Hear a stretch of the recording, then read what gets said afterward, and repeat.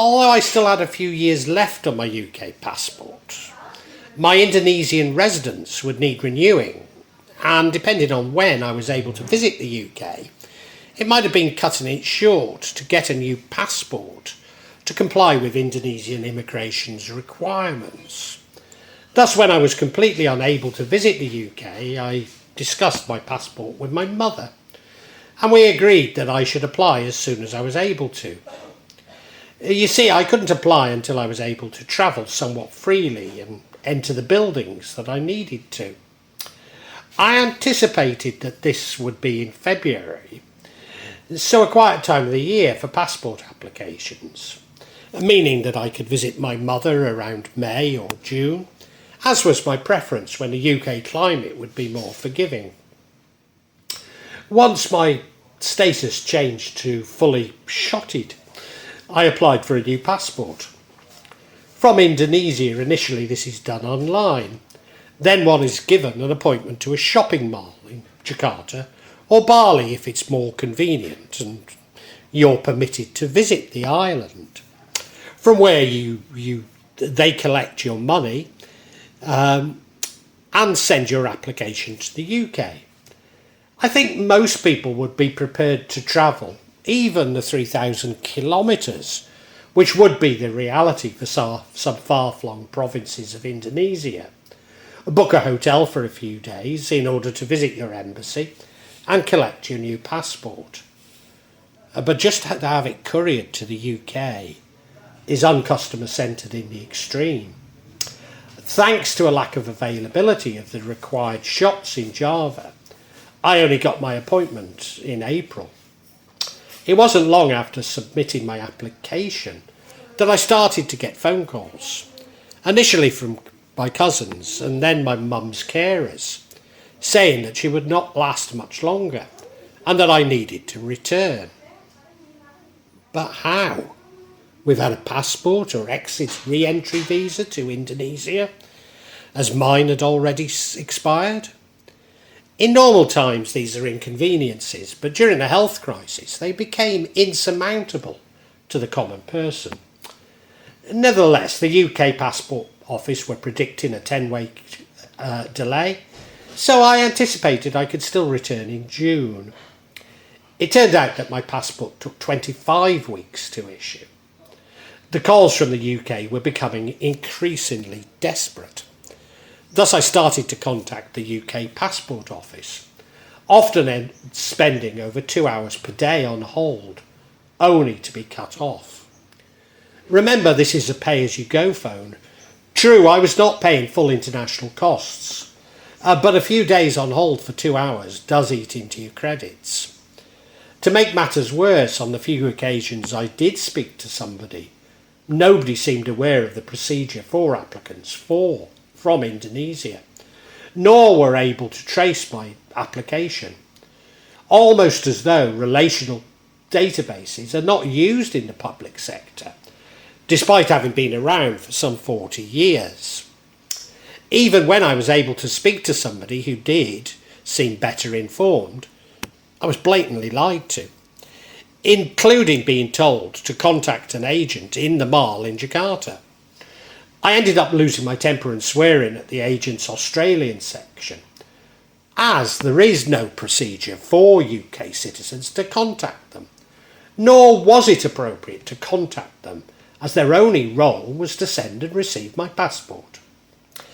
Admittedly, the inquiry service had been subcontracted to the private sector, but there's something very disturbing when public servants lie to its citizens. Even more disturbing was that the complaints process utilised artificial intelligence. In fact, the large-scale language models used for customer services are designed to pass the Turing test. That is also to lie to citizens and customers. Surely complaints are the most important interface between a public service or a business and their users. It strikes me as commercial suicide to use artificial intelligence for a complaint service. Thus, to use it in the public sector undermines the very contract between citizens and government. Am I alone in having these views? And if not, one has to conclude that businesses and governments no longer care. Regrettably, that is my exact conclusion. I called the embassy, whom were very sympathetic, but explained what I already knew. They were no longer involved. Also, my suspicion that emergency travel documents could get me out of Indonesia, but not back in. This was really at the heart of my dilemma.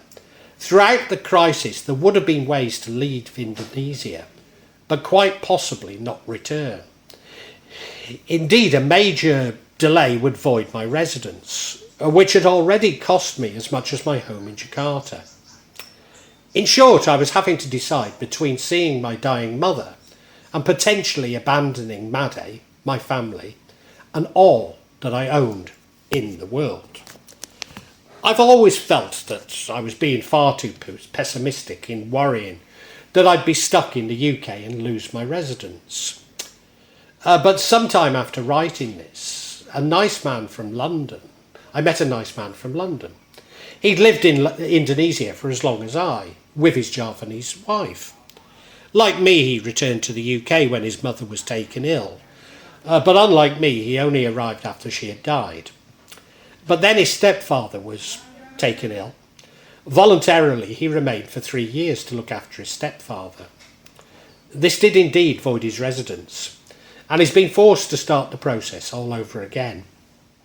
At least his wife works, unlike Maddie, and whilst this has sent this family into relative poverty, they've reluctantly accepted the immense cost this implies.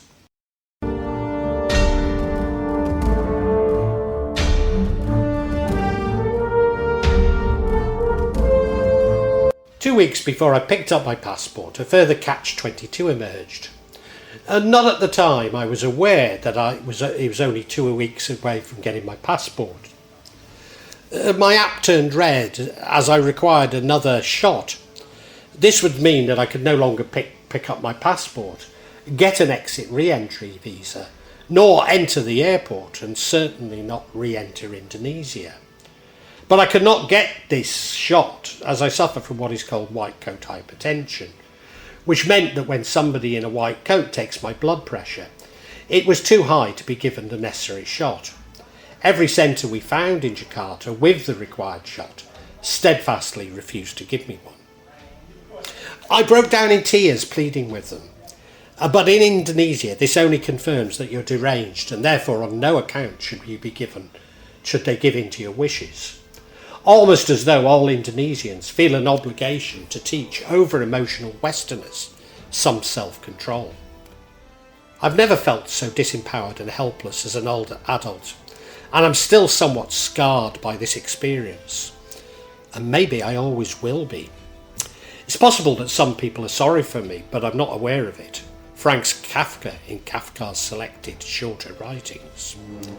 I'd gone too far now for me to give up and simply decided to ignore the problems and argue my case with each security guard who challenged me. But Titi came up with a very Indonesian solution. Don't ask.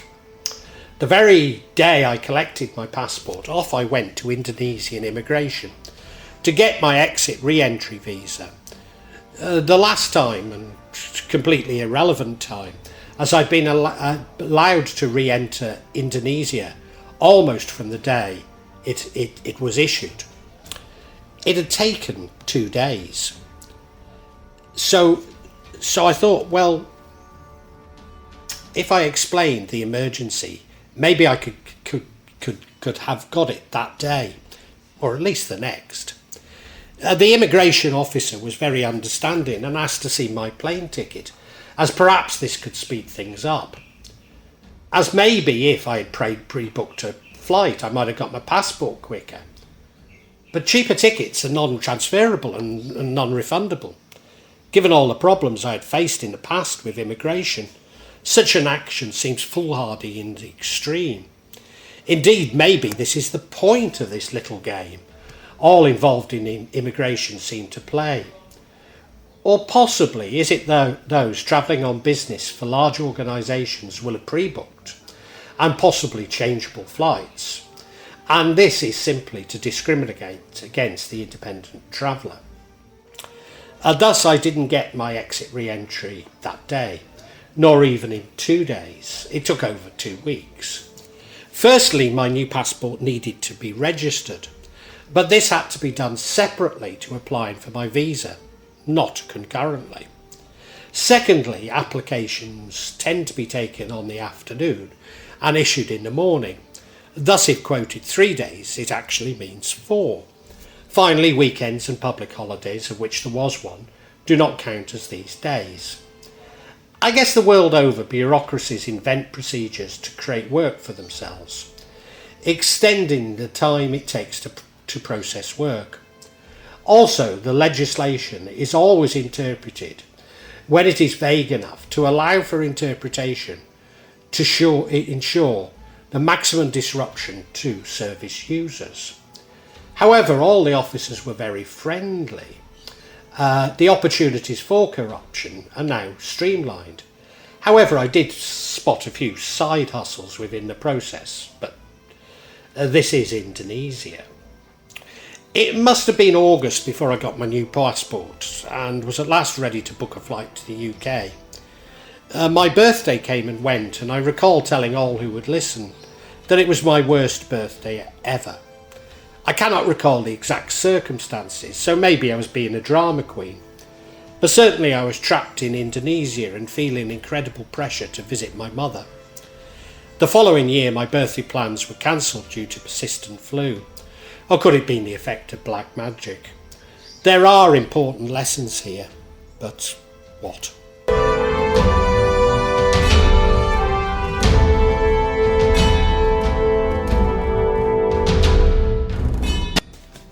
Of course, while waiting, I had checked flights and they were expensive.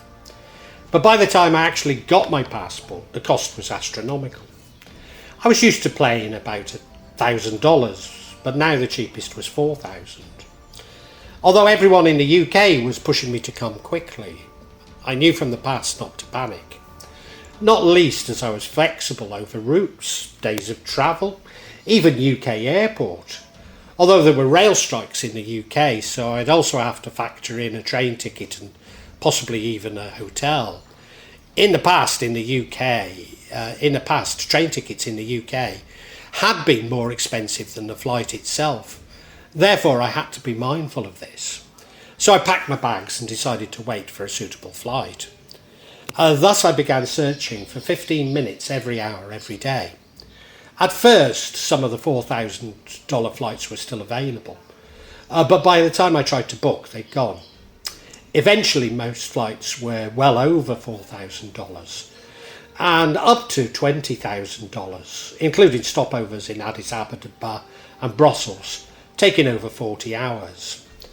Under real pressure from the UK, after some 2 weeks of searching for 15 minutes every day, I resolved to take the first flight I could find for $4,000. So I booked the most expensive flight I've ever taken in my life, but in 16 days' time, i.e. September. I'd been in Jakarta for over 6 months sorting out my visa, so went back to Java for 10 days to do some repairs to the house and gardening. Despite the delay, I got the impression that those people who were putting me under pressure didn't believe me when I explained my problems and were simply relieved that I was at last coming. Me too. I flew with Emirates for the first time in around 10 years and have to say the flights themselves were good, but certainly not worth $4,000.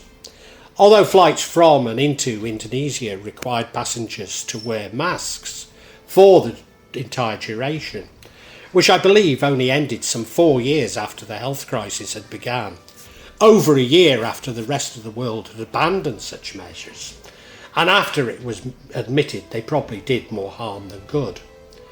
I got an upgrade on the Jakarta to Dubai leg, which made what was a stressful event a lot less stressful. I still had an Emirates Gold card, which was reduced to silver on the return journey, but both gave me access to the lounges and no mask was required. Given that this flight came with a 10-hour stopover, I was pleased to access the lounge and free whiskey, which I'd not drunk in many years. Now here's the strange thing, the lounges and indeed the airport were empty, despite all the flights supposedly being fully booked. In fact, why I had stopped using Emirates was that the airport and the lounges had become too full, especially with middle-class Indians. I promise you, I have nothing against Indians, although the BJP do seem to be going out of their way to give me a prejudice. But I find some middle-class Indians completely intolerable. Having visited India many years previously, I'd seen how they treated the poor and was absolutely appalled. But now they seem to treat me with the same disdain when in a lounge in Dubai. In fairness, I do find middle-class Indonesians little better.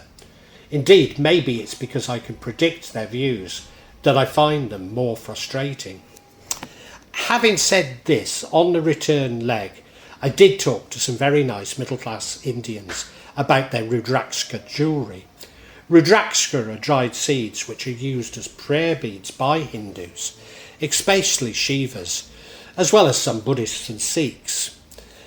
I was well aware of Rudrakska, and the most prized seeds come from Java, where they are known as Janitri, although naturally I know far less about them as Indian Hindus, for whom there is a complex interpretation of them.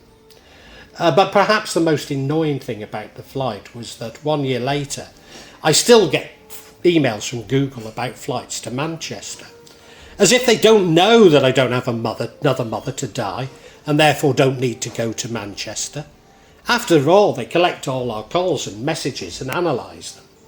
Indeed, in my experience, such data and use only results in one being flooded with adverts that are completely inappropriate, whereas the technology could be used to ensure that they are appropriate. That these advertisements should be appropriate is exactly what we were promised in those days when we gave away our data. But of course, it's simply stolen.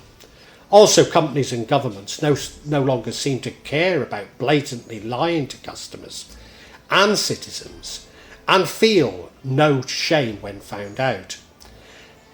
However, as someone who no longer consumes, I'm especially difficult to predict.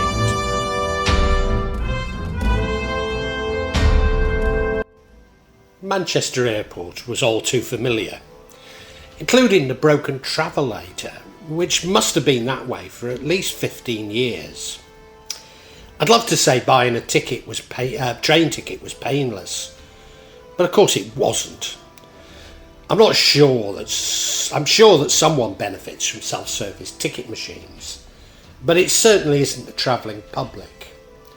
I didn't have to wait too long and chatted to a lovely man from Sheffield, the same age as me.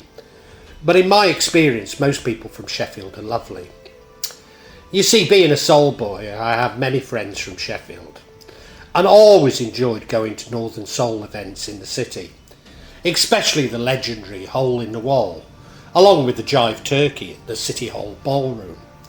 The Hole in the Wall was run by Steve Croft, who later booked me as a DJ at Bradford All Nighters. Legendary as it was a Jamaican blues club, and accessed by crawling through a hole in the wall. It felt good to be back in the UK, and especially when the train reached Shropshire. Maybe for the first time in many years, I did not cringe in my seat as the ticket collector threatened customers with ejection for having the wrong ticket, or demanding an extortionate additional payment. Even Whitchurch looked charming, bringing back memories of old dayers and old dighters at the Civic Hall. But my fondest memories of going each Friday to the Raven at Prees Heath to see local teacher Sol Sam. Since writing, I've heard that Whitchurch Civic is temporarily closed, as one assumes other similar civic halls across Shropshire. Why?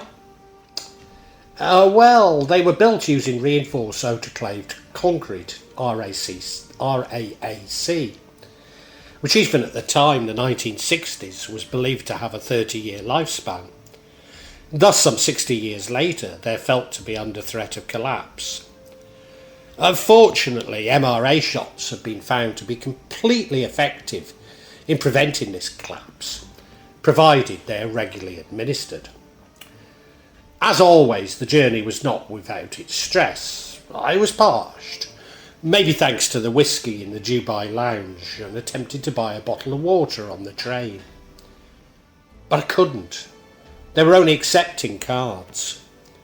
Whilst I did have a card in my wallet, I didn't want to use it as the Royal Bank of Scotland were closing my account, and I was yet to make an alternative arrangement to pay off my card. I should add that this was a Transport for Wales train from Manchester Airport, which at least theoretically was a tourist train, who would have similar problems, tourists who would have similar problems in paying as I. I note that international tourism to Wales has failed to recover since the health crisis. Could it be that everything is transpiring against international tourists actually reaching Wales? I bet the ticket collectors no longer accept cash now as well. At the bus station, I spoke with a very nice man and his wife, again about my age. He spoke to me about Northern Seoul. It was some days later that I realised we'd briefly worked together. Despite living on the same estate as my mother, I never saw him again, to remind him of when we had worked together.